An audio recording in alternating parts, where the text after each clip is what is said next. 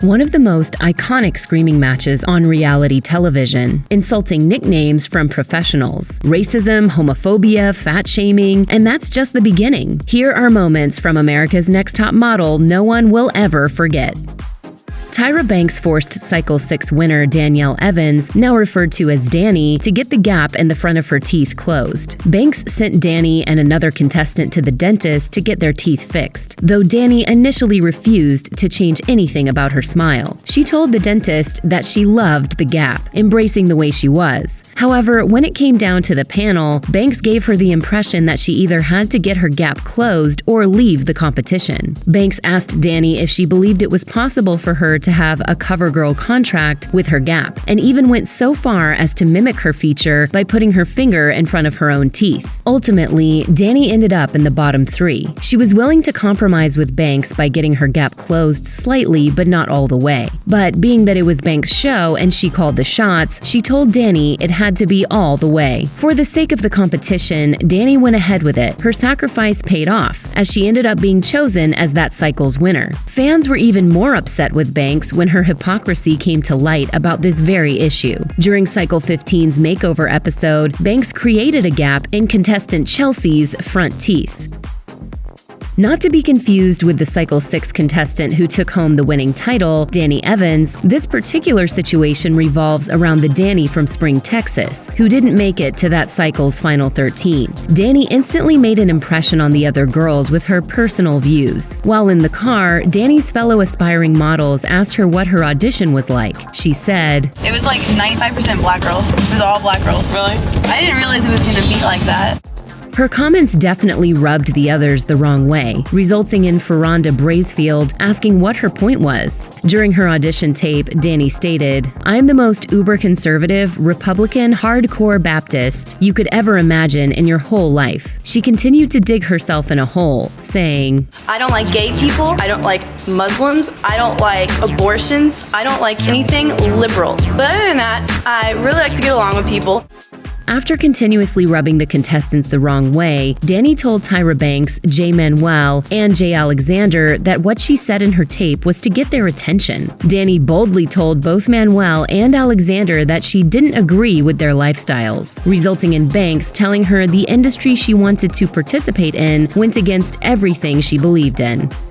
In the middle of participating in Cycle 4, Kaylin Rondeau received a phone call message that informed her a friend from her high school days had died. Finding out that news while not being surrounded by her friends and family made Kaylin state in her confessional that the day she found out about her friend was the worst day she had in the competition. What she didn't realize, though, was that her journey was about to get more difficult. For the photo shoot that happened right after she received the news, the remaining contestants had to represent the 7 deadly sins in the middle of a graveyard. On top of being in a graveyard, they had to pose at the bottom of an 8-foot grave where people are usually buried. Understandably, Kaylin was emotional on set and was filmed bawling her eyes out. The creative director, Jay Manuel, said he was unaware of the situation and spoke with Kaylin privately. While he did seem mildly concerned, he didn't seem too fazed about her personal situation, as he only asked whether she needed a minute before going into hair and makeup. Being a trooper, Kaylin participated in the shoot and produced an iconic photo that embodied wrath. While Tyra Banks and the other judges seemed to reward her struggles by calling her name first, the timing of the shoot was very questionable.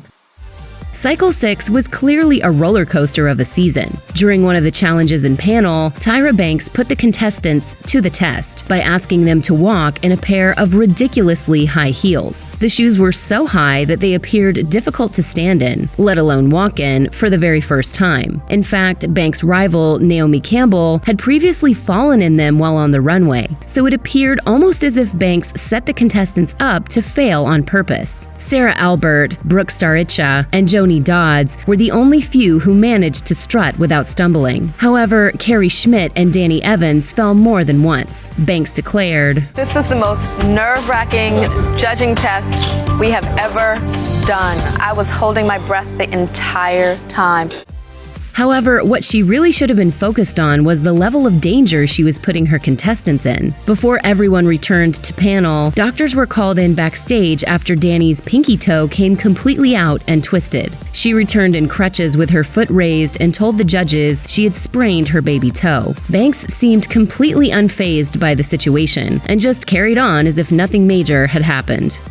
Cycle 3's Yaya DaCosta was one of the season's front-runners. In addition to being absolutely gorgeous, she also took photos that wowed the panel. But even though she was doing well, she was treated very unfairly when she chose to represent her African culture in a way the judges didn't expect. During one of the tasks set in panel, the contestants were asked to show off their individual style centered around a hat they chose from a group presented to them. Yaya went for the cowboy hat and styled her look with an outfit that paid homage to her African heritage. Photographer Nigel Barker admitted she looked beautiful, but expected her to pick the African hat, while Nole Marin said, Yaya, I feel half African, half cowgirl. Looks like you're about to ride a giraffe. The guest panelist took it a step further and claimed that Yaya, someone she didn't know, felt the need to always prove her Africanness, describing it as overbearing. Even though Tyra Banks gave her the side-eye, she didn't defend Yaya. Yaya stood up for herself and explained why she didn't choose the other hat. Despite this, she was accused of being defensive and not attractive by Banks. When being called out in panel to continue in the competition, Yaya was told she should apologize to the judges despite doing nothing wrong. Kenya Hill didn't have the most comfortable time on a shoot when a male model named Bertini kept making moaning noises around her. Kenya did the right thing and stopped posing to inform creative director Jay Manuel about what was happening. Unfortunately, Manuel didn't do much about the situation, other than saying that she was in a professional situation and that there were many others on set. The shoot continued even after Kenya spoke up. However, Bertini didn't catch the hint and continued to cross the line. Manuel eventually told the guys to stop grabbing her butt, but the damage was already done. Kenya left the set upset and worried that the final image she would be judged on in panel would affect her chances of being eliminated. Unfortunately, that wasn't the last time Kenya had to interact with Bertini. When the contestants went out for dinner, they were joined by the male models from the same shoot. Kenya confronted Bertini over his behavior and made him aware that the line he crossed was pretty darn thick. With that being said, she shouldn't have had to go to dinner with him in the first place for the sake of the show. While on the show, Kenya Hill admitted to gaining weight, telling Kaylin Rondeau that she had put on 12 pounds while they were overseas in South Africa. Due to the stress of the competition, she explained she found comfort in eating. When it came down to their photo shoot, the models were told they would each have to portray a different animal. In fact, creative director Jay Manuel stated that he picked an animal that represented each of the contestants. He had an interesting choice when it came to Kenya. Since America's Next Top Model loves to harp on the contestants' insecurities, Kenya was notified in front of everyone that she was going to be an elephant, following the role of gluttony she was given for the previous shoot. A coincidence, huh? Kenya expressed her annoyance about being associated with an animal that was deemed as fat. At panel, Tyra Banks exposed Kenya and said they had to do a lot of retouching and body work on her image. Even though she never pointed the finger at anyone, Banks told Kenya to be honest with herself surrounding her weight gain and insisted nobody would ever retouch her photos as much as Banks did. For this reason, Kenya landed herself in the bottom 2. For Cycle 7's deodorant commercial, the remaining 6 contestants were told they had to learn a script in Spanish and pick a male model at their dinner table to be their co-star. Not only that, they would have to share a kiss with whichever model they chose. However, having to learn a script in a foreign language was the least of Jada Young's problems after the truth comes out about her male model. Jada's partner, Nacho, tells Jada that he doesn't even like black girls. She's like, are you serious? He wouldn't practice the script with her at the table and made her feel incredibly insecure and uncomfortable. When coming face-to-face with Tyra Banks, Jada informed the supermodel about her situation. To many people's surprise, Banks didn't sympathize with Jada. Instead, she told Jada she should kiss him and make him love some black girls. That's one way of ending racism, right? Filming Jada's commercial was understandably a mess, as she openly admitted on set she couldn't do it and burst into tears. Jada did end up kissing the male model, but said she she hoped to never go through anything similar again. When being evaluated in panel, Jada told the rest of the judges about her racist co-star, while crying about her disastrous commercial. Nigel Barker told her she should have taken control of the situation, and Jay Alexander claimed it shouldn't have stopped her from doing her job. To make matters worse, the judges used this situation to eliminate Jada.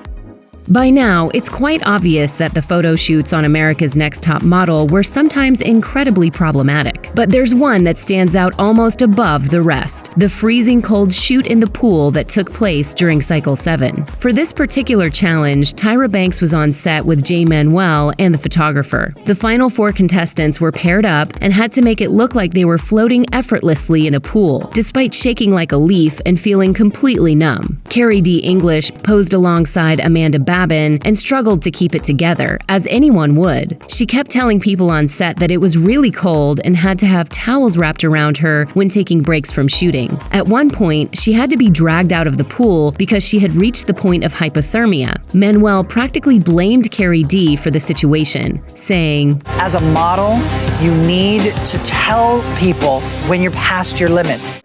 And Banks insisted, "You have to listen to your body and tell us." But with the reputation America's Next Top Model has for contestants speaking out, it's not surprising why Carrie D pushed herself too far to prove herself to the judges. Shandy Sullivan cheating on her boyfriend with an Italian model was probably the most memorable part of Cycle 2. It all started when the girls invited a bunch of male models to their house and decided to have fun in a large jacuzzi. After having maybe one too many drinks, things started to get heated between Shandy and the male model she had been getting flirty with. She openly admitted to forgetting about her boyfriend, Eric, back home and slept with the model. Once everyone left, Shandy started crying her eyes out in bed. Ultimately, Shandy called her boyfriend and confessed that she slept with somebody after claiming she felt lonely. The traumatic late-night phone call left them both in tears, and Eric told Shandy that she had completely changed. Shandy told Tyra Banks about what she did that same episode, and Banks reassured her that everyone made mistakes and told her she wasn't being judged by Banks.